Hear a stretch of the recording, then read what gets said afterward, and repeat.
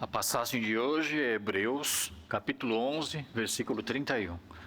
Hebreus 11, 31.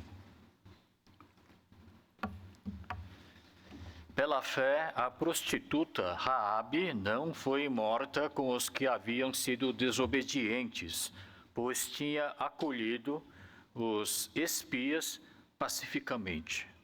Hebreus capítulo 11 é conhecido como o capítulo da fé, onde os heróis da fé são apresentados. De modo que praticamente todos os versículos do capítulo iniciam com uma locução adverbial pela fé.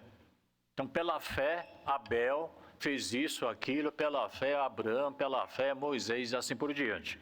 Mas quando chega no versículo 31, que eu acabei de ler, pela fé, a prostituta Raabe.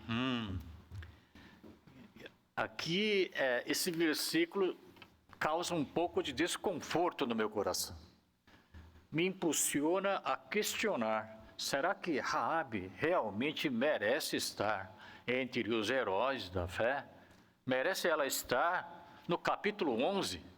Porque ela, segundo a Bíblia, era uma prostituta que vendia seu corpo. Ela não era nenhuma Santa Virgem Maria, mas o nome dela consta até na genealogia do Senhor Jesus Cristo.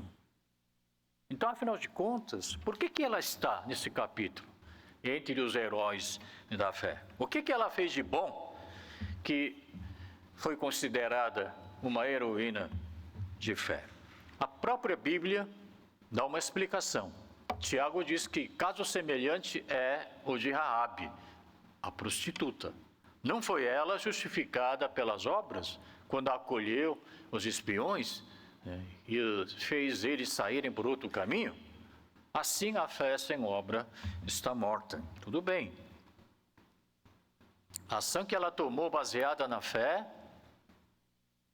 foi considerada como algo louvável por parte de Deus, mas traz problemas morais.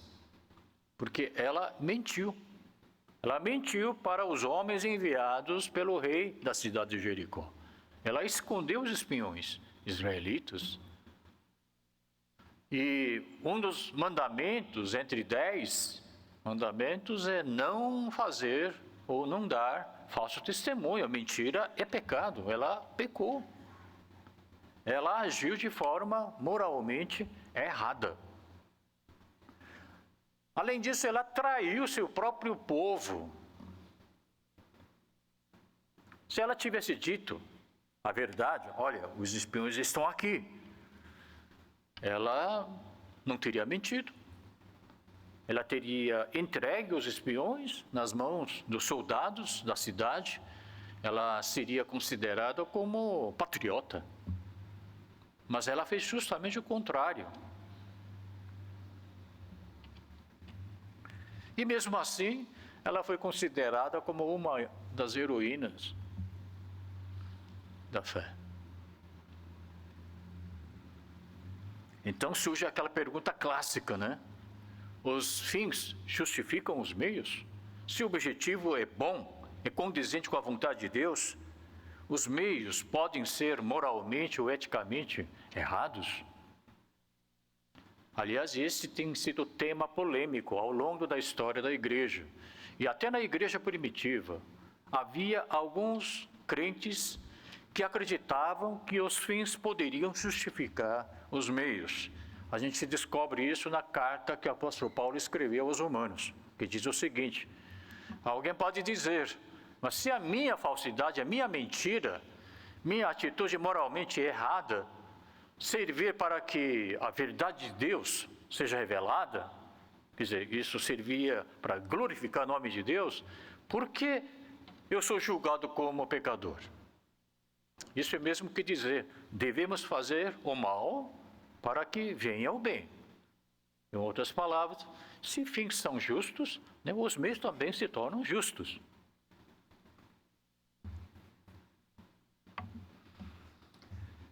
Então, por que a Raabe faz parte da lista dos heróis da fé? Para explicar isso, nós precisamos, antes, estudar um conceito. Existe uma matéria dentro da filosofia chamada ética trágica. O que é isso? É um campo que explora limites humanos. Leva em consideração o fato de que o ser humano, quando ele se encontra numa situação trágica de vida ou morte, por exemplo, ele acaba fazendo escolhas também trágicas, em meio a valores morais contraditórios. Vou dar um exemplo. Umas décadas atrás, eu não me lembro exatamente quando foi, sabe que um avião caiu na Cordilheira de Andes. Mas que esse avião levava um grupo de jogadores de futebol, uruguaios, não sei. Uns morreram, outros sobreviveram. Aqueles que sobreviveram tinham que enfrentar um frio extremo, fome prolongada. Resgate não veio. Comida já tinha acabado faz tempo. Estar vivo naquelas condições já era um milagre. E eles tinham que escolher entre viver ou morrer. E nós sabemos bem que os sobreviventes tinham que depender dos corpos daqueles que tinham morrido para poderem continuar vivos. Aí o mundo pergunta, né? A atitude deles foi moralmente correta? Nós podemos julgar esse caso com a maior facilidade do mundo? Existe alguma resposta certa para uma situação trágica como esta? Do ponto de vista cristão, o que é uma situação trágica? Situação trágica significa que nós já estamos num mundo caído. A própria estrutura já é má. E dentro desse contexto, qualquer escolha que a gente faça pode gerar dentro de nós sentimentos de culpa, vergonha, sofrimento, covardia e assim por diante.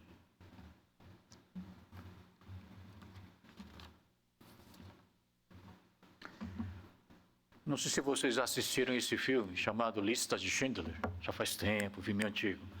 É sobre uma personagem real chamado Oskar Schindler. Ele era um alemão católico. Ele era afiliado ao partido nazista durante a Segunda Guerra Mundial. E ele era um empresário que trabalhava no setor de suprimentos de guerra. Movido pela fé católica, ou talvez por solidariedade, ele registrou mais de 1.200 judeus como funcionários da sua fábrica. E por meio de mentiras, subornos e falsificação de documentos, ele evitou que esses 1.200 judeus fossem levados para campos de concentração. Consequência, ele conseguiu salvar muitas vidas. Agora, ele era um alemão, nazista. O dever dele era cooperar com nazistas e denunciar os judeus. Mas ele não fez isso. Ele optou trair seu partido nazista, optou trair seu próprio país e ele seguiu a sua fé católica. Com muito desconforto no coração dele, provavelmente. Ele traiu seu próprio povo. Mas ele resolveu preservar a vida de muitos judeus. É uma situação trágica, porque qualquer que seja a escolha que você faça, sentimento de culpa, vergonha, de ter feito algo que não devia ter feito, vão acompanhar. A situação da Raabe também era semelhante a isso. Era uma situação trágica, né?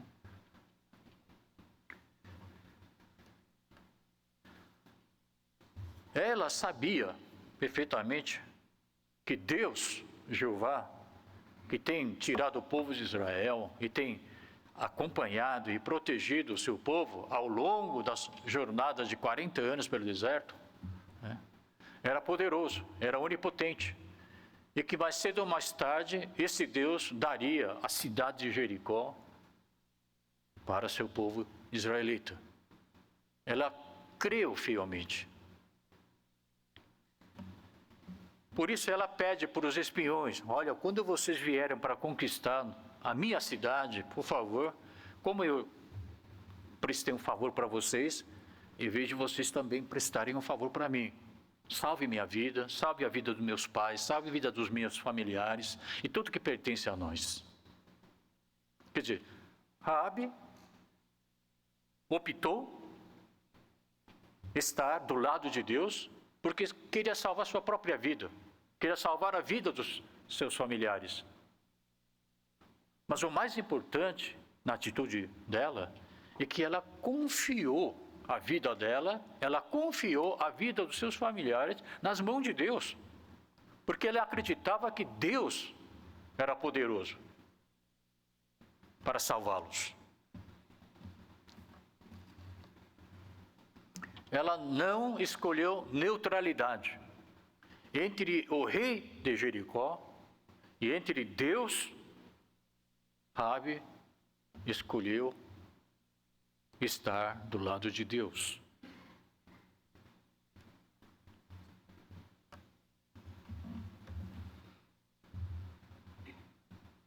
Então agora faço novamente a mesma pergunta. Por que ela está na lista dos heróis da fé?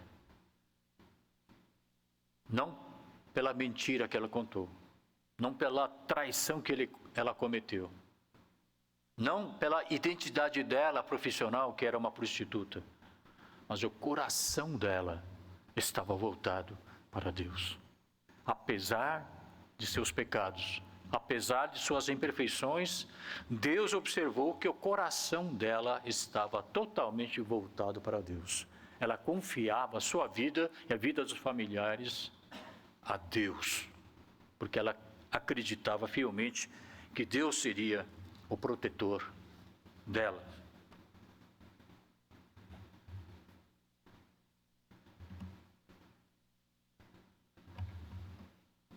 Então eu faço uma pergunta. Será que é possível um cristão, assim como você e eu, um cristão, tomar uma atitude que seja moralmente e eticamente correta do ponto de vista cristão? Repito a pergunta. Você está numa situação trágica de vida ou morte. Existe uma forma de você preservar a sua vida e agir de maneira correta, moralmente e eticamente falando? Existe ou não? Existe. Essa escolha é martírio. Martírio.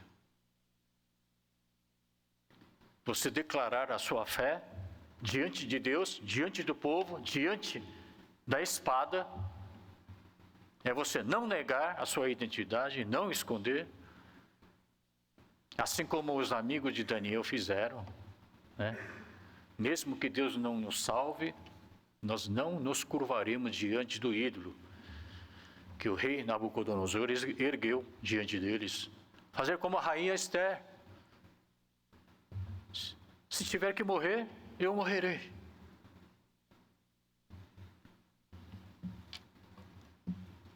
Martírio. Então eu faço perguntar para você. Numa situação trágica, como esta em que Raabe se encontrou, situação trágica como esse Oscar Schindler se encontrou, você escolheria martírio? Talvez entre nós alguns escolham essa opção. Eu sou pastor, desculpa não ser um bom exemplo para você, mas eu não escolheria martírio. É minha sinceridade no momento. Talvez, quem sabe, o Espírito Santo me dê uma força na hora e eu possa me entregar à vida, né? Mas, no momento, eu confesso para vocês, com toda a sinceridade do coração, eu não teria coragem de assumir e escolher martírio. Hebreus capítulo 11, como eu acabei de falar, é um livro, é um capítulo chamado Capítulo da Fé, né? No entanto, ao analisar esse capítulo, eu não pude deixar de fazer uma pergunta para mim mesmo. Se o Hebreus capítulo 11 é um capítulo da fé, por que Hebreus capítulo 11 não começa o capítulo mencionando os nomes daqueles crentes que escolheram o martírio na situação trágica? Haveria uma pessoa de maior fé do que alguém que escolheu o martírio numa situação trágica? No entanto, se a gente for olhar Hebreus, é a partir de, vamos pular um pouquinho essa parte, é a partir do versículo 35, 36, 37 e 38, apenas 4 versículos. É nessa passagem que ele começa a descrever sobre o que aconteceu com mártires. Alguns foram torturados, recusaram, a ser libertos, açoitados, acorrentados, colocados na prisão, apedrejados, cerrados ao meio, postos à prova, mortos à espada e assim por diante. Capítulo 11 tem 40 versículos. 40 versículos. E o autor reservou apenas 4 versículos para descrever sobre aqueles que escolheram o martírio numa situação trágica. E de 4 até 34, ele descreve a vida daqueles crentes que, pela fé, não escolheram o martírio, mas resolveram viver. Por que o autor do livro Hebreus configurou esse capítulo dessa maneira, destinando apenas 10% para descrever os mártires e quase 80% para descrever a vida daqueles que pela fé resolveram viver? E entre esses sobreviventes, nós temos Abraão. Pela fé, Abraão. Mas Abraão, quando ele desceu para o Egito, por causa da seca, fome, ele percebeu que a sua vida estava correndo risco. E o que ele fez? Pela fé, ele disse que sua esposa Sara não era a esposa dele. E deixou levarem ela para o rei do Egito. E ele fez isso não somente uma vez. Ele repetiu isso novamente ao rei dos filisteus. Pela fé, Abraão, em vez de se declarar filho de Deus, homem de fé, que vem a espada no meu pescoço, eu vou preservar minha identidade, minha fé. Não foi isso que ele fez. No entanto, o nome dele consta no capítulo 11, Hebreus, pela fé, Abraão e blá, blá, blá. Apóstolo Paulo, ele, após aquela conversão dramática, no caminho a Damasco, em vez de perseguir os cristãos, ele começou a pregar o evangelho, ousadamente, orgulhosamente, sem medo, com coragem. No entanto, quando ele descobriu que alguns queriam matá-lo, o que ele fez? Aliás, os seus discípulos colocaram ele num cesto. Fez ele descer pela muralha da cidade. E na calada da noite ele tinha que fugir. Oh, meu Deus do céu. Apóstolo Paulo. Quem é o apóstolo Paulo? Ele fugiu. E o Pedro? O Pedro,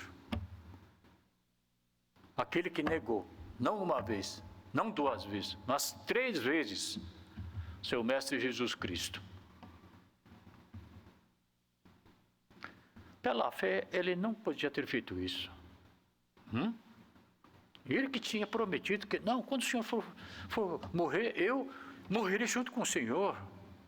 Não sei quantas vezes ele te falou isso, publicamente, diante do seu mestre Jesus, diante de seus colegas. Mas quando ele percebeu que sua vida estava em perigo. O que ele fez? Ele escondeu sua identidade, ele negou que andava com o Senhor Jesus Cristo. 3 vezes ele fez isso. Agora, tem uma parte que nós não podemos menosprezar. Após ele ter feito isso, ele chorou amargamente. Ele chorou amargamente. Irmãos, se você também se encontrar numa situação trágica, é bem capaz que você também negue sua fé, é bem capaz que você minta, é bem capaz que também você fuja. Mas acredito que você fará o mesmo que Pedro fez. Você vai chorar amargamente. Senhor Deus, meus lábios não puderam professar a fé. Eu escondi minha identidade. Eu pequei. Eu fui covarde. Eu não tive coragem de dizer isso. Irmãos, o pastor Kim, ele está fazendo missões na Mianmar. Uma vez um cristão coreano se juntou a ele na obra missionária. E isso que ele chegou lá com toda a coragem, né, de audácia, né? Eu vim aqui para entregar minha vida a Deus. Venha o que vier, eu vou, né, dar minha vida para o Evangelho. E a atividade evangelística naquele país é proibida, né, fazer publicamente, né? E ao fazê-la, ele foi preso. E foi na prisão. Parece que ele ficou lá 1 ou 2 dias. Não sei se foi torturado ou não, mas assim que ele saiu da prisão, sabe qual foi a primeira coisa que ele fez? Comprar passagem de volta para a Coreia. Em pensamento, em imaginações, a gente pode escolher martírio. Não sei quantas vezes. Não, eu vou. Talvez um de vocês possa fazer isso. Mas eu, pastor, imagina uma situação. Eu estou a bordo de uma aeronave e o avião é sequestrado por um grupo de terroristas muçulmanos extremistas. E apontando um revólver, e ele disse o seguinte: quem é cristão entre vocês aí? E eu lá, pastor de uma igreja. O que eu deveria fazer, irmão? Levantar meu braço e dizer: eu sou pastor evangélico. Pá, um tiro na hora. Se alguém apontar o cano de um revólver e encostar na tua cabeça, agora mesmo, irmão, você quer ir para o céu? É só pedir. Eu mando você para lá agora mesmo. Você responderia sim a ele?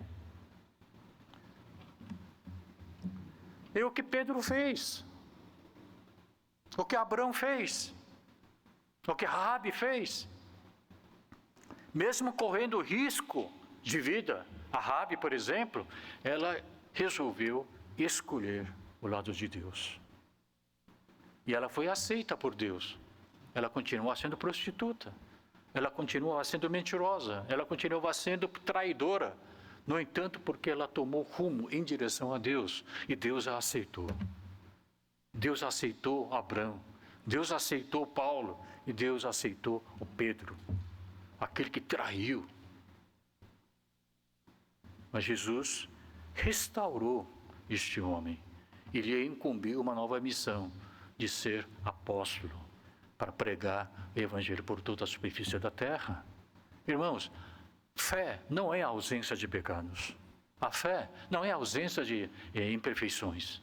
Você continua sendo pecador, continua com suas imperfeições, mas você caminha em direção a Deus. E esse caminhar, essa direção que foi imputada, acreditada e atribuída como fé por Deus.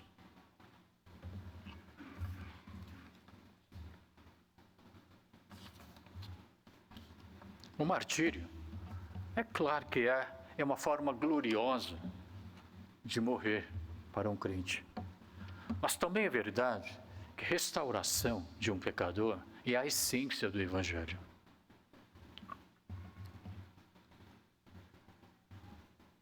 Nós aprendemos, eu aprendi, a fé tem que ter uma conduta honesta, tem que viver corretamente, sempre tem que andar caminho certo. Mas quando você se encontra numa situação trágica, essa fé desmorona com muita facilidade. É a nossa realidade. A Raabe mentiu. A Bíblia nunca elogiou a mentira dela, porque mentira continua sendo pecado. O Pedro negou Jesus Cristo. Essa negação nunca foi elogiada por Deus, porque essa negação continua sendo pecado. No entanto, eles não desistiram de caminhar em direção a Deus. Não somente com o pecado nas costas, mas com as consequências do pecado que ele cometeu, que são sentimento de culpa, covardia, arrependimento, remorso. É carregar tudo isso e ir na presença de Deus. Alguns irmãos pensam que não, a gente tem que limpar primeiro as mãos e nos apresentar diante de Deus com mãos limpas. Irmãos, nós não temos capacidade de limpar nossas mãos sujas, para começar. Somente Deus tem essa capacidade. A fé é ir em direção a Deus mesmo com as mãos sujas. Essa coragem de você dar o primeiro passo em direção a Deus, que é imputada como fé por parte de Deus. Não transferir a culpa para outras pessoas, assim como Adão fez. Foi Eva que me fez comer do fruto. Não transferir a culpa para a situação. Não foi a situação que me obrigou a fazer isso, Senhor Deus. Não. Isso seria situacionismo. É você ser sincero e honesto diante de Deus. Senhor, eu pequei. Sem inventar desculpas. Aí pequei por causa disso, por causa dela, não sei o quê. Não, eu pequei. É você aceitar o fato de que você tenha pecado. Eu pequei. Por isso é que estou diante do Senhor. Porque eu creio na Bíblia, na palavra de Deus, diz que Deus é fiel e justo, que nos limpa, nos purifica de todos os pecados. Somente Deus tem o poder de limpar nossas mãos sujas, nosso coração sujo.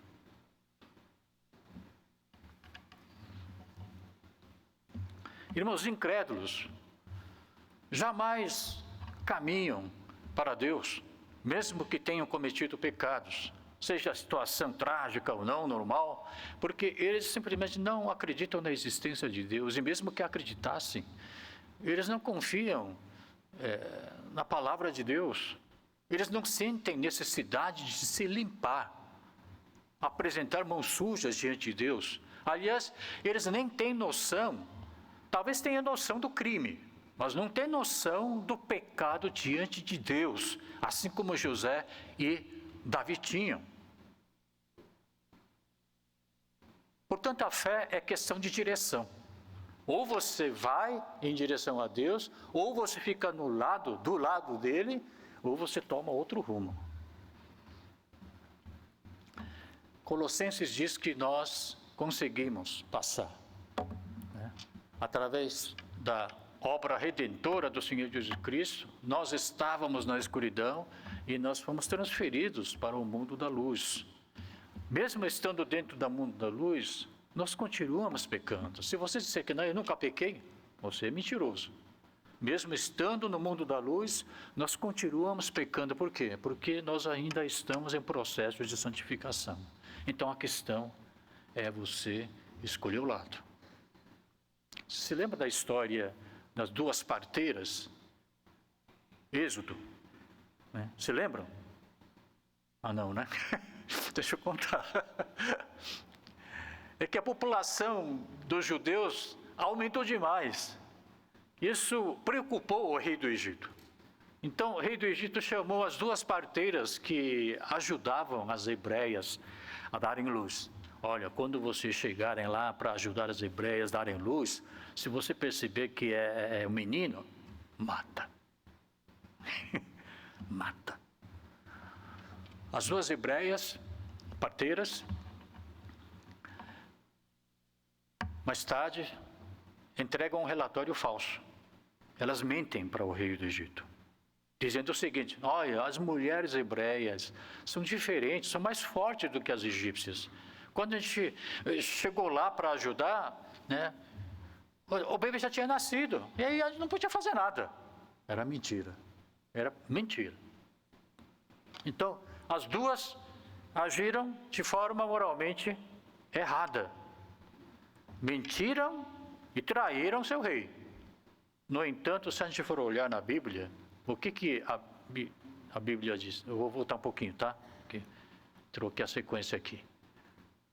Ela diz o seguinte, ó: contudo, as parteiras temeram a Deus e não obedeceram às ordens do rei do Egito. Então, as parteiras tinham duas opções: ou seguem a ordem do rei, ou continuam com o temor do Senhor.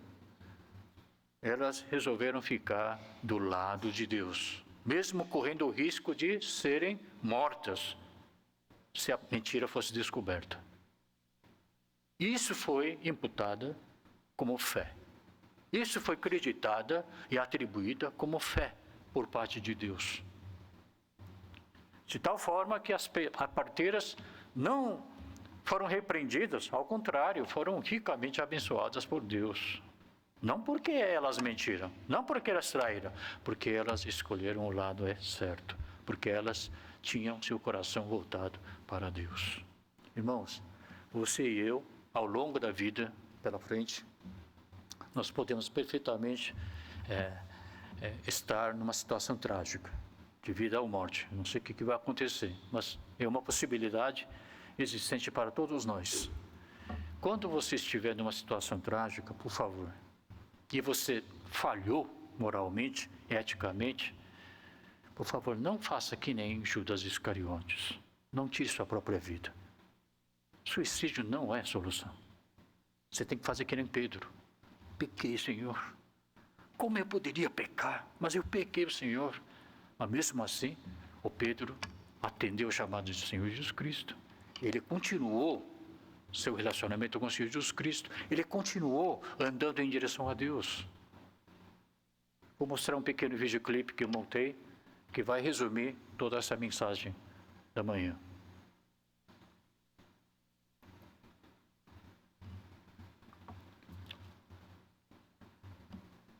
Não é somente pecado que você vai levar para o Deus, mas todas as suas consequências, sequelas do pecado que você cometeu. Complexo de culpa, covardia, né? Remorso, vergonha, sofrimento, tudo você leva para o Senhor. Qual é a graça do pai e do filho pródigo?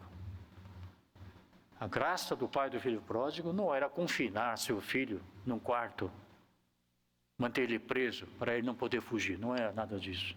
O pai até respeitou o livre arbítrio do seu próprio filho.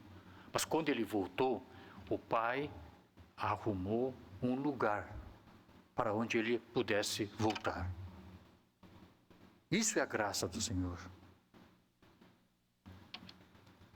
Manter a casa aberta para os pecadores poderem voltar com toda essa carga nas costas deles. Raabe foi prostituta. Raabe foi mentirosa, Raabe foi traidora, mas ela escolheu ir em direção a Deus. Isso lhe foi imputado, acreditado, atribuído como fé. Curve a sua cabeça. Senhor Deus, o Senhor me perdoe porque eu não tenho ainda fé dos amigos do Daniel, a fé da rainha Esther, de modo que quando eu me encontrar numa situação trágica de vida ou morte, é uma situação muito delicada, é bem capaz que eu traia o Senhor, bem capaz que eu minta, bem capaz que eu fuja.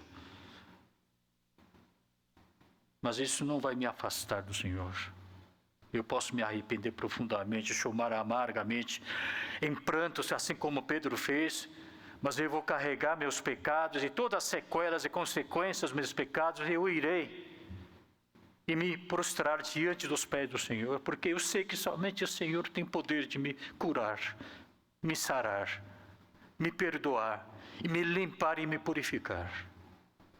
E que essa graça seja minha e seja de todos que estão aqui presentes nesse santuário. Por isso eu oro neste momento que a graça do Senhor Jesus Cristo, grande amor do nosso Deus Pai e a comunhão do Santo Espírito estejam conosco agora e para sempre. Amém?